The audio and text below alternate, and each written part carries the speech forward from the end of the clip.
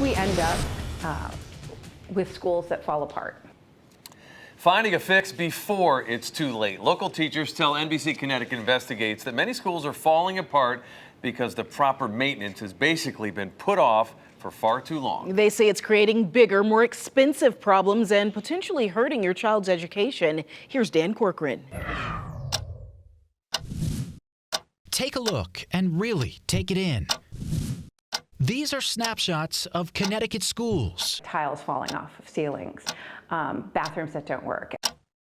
And these are teachers who say their classrooms, your kids' classrooms, need some big-time work. Across the state, there are a lot of old, sick buildings. In a recent Connecticut Education Association survey, teachers described some disturbing things. Ants crawling on the floor and on my desk, mushroom growing through the floor, smell of gasoline and dead animals. Teachers are also talking about live rodents, poor ventilation, leaks, extreme temperatures, and mold. Black mold.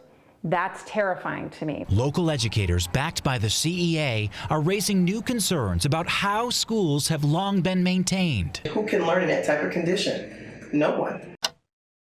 They believe it's time for action.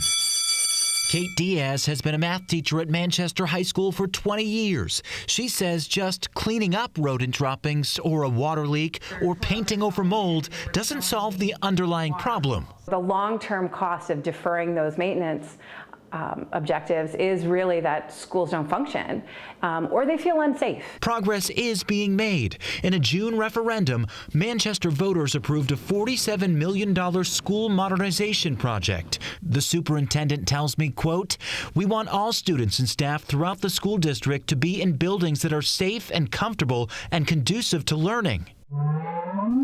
Extreme temperatures are what teacher Mia Dimbo says she's been dealing with. You shouldn't be in a room that's 104 degrees. Since last May, the CEA has tasked 75 teachers at dozens of schools across the state to take daily temperature and humidity readings in their classrooms.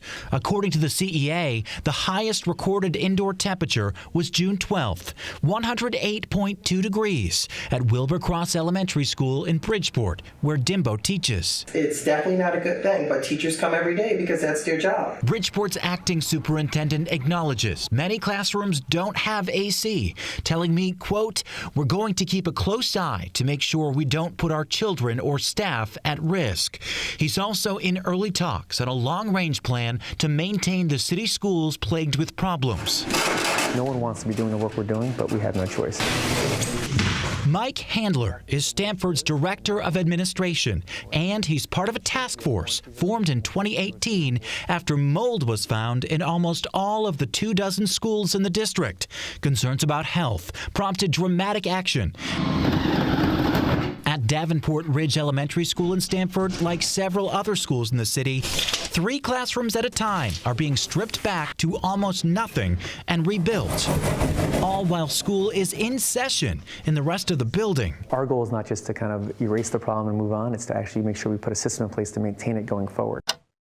Until those fundamental fixes are found, many schools and the teachers and students inside them will keep waiting. So what is the holdup? It's what always is the holdup. It's money. The CEA, meanwhile, is looking into legislative solutions to find funding, including through state and federal grants, saying cities and towns shouldn't necessarily bear the full share of what all this work would cost. I'm Dan Corcoran, NBC Connecticut Investigates.